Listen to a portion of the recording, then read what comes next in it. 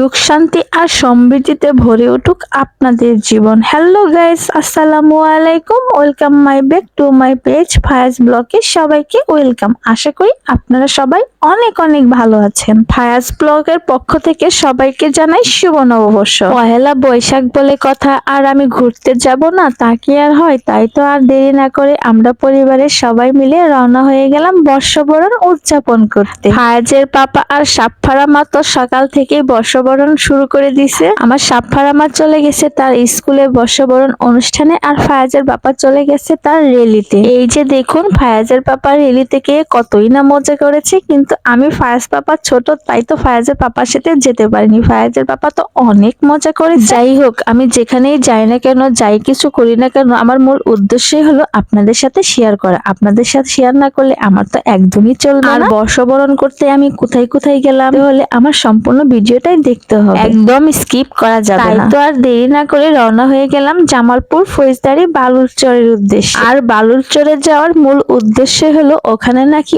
অনেক বড় বর্ষবরণ অনুষ্ঠান হচ্ছে।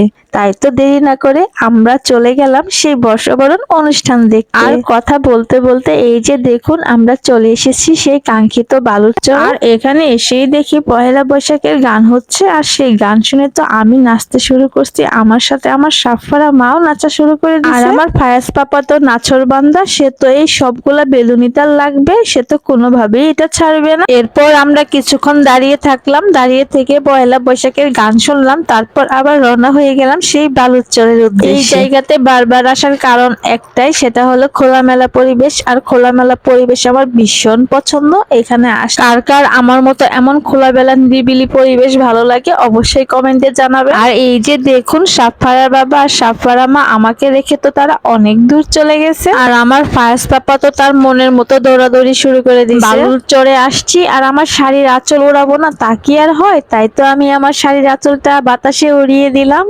আমাদের পাশে ওই দূর থেকে বর্ষবরণ অনুষ্ঠানের গান হচ্ছিল, আর সেই গান শুনে আমি তো নাচতে শুরু করে দিছি, আর আমার সাথে ফায়াজের পাপাও নাচতে শুরু করে দিছে। আর এরই ফাঁকে দেখুন, আমাকে রেখে তারা তিনজন কত নিচে নেমে গেছে।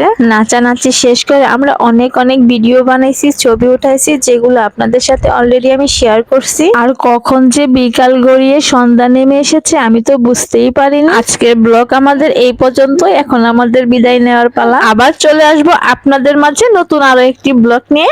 এই পর্যন্ত সবাই ভালো থাকবেন, সুস্থ থাকবেন, আমাদের জন্য দোয়া রাখবেন। আল্লাহ হাফেজ, আসসালামু আলাইকুম।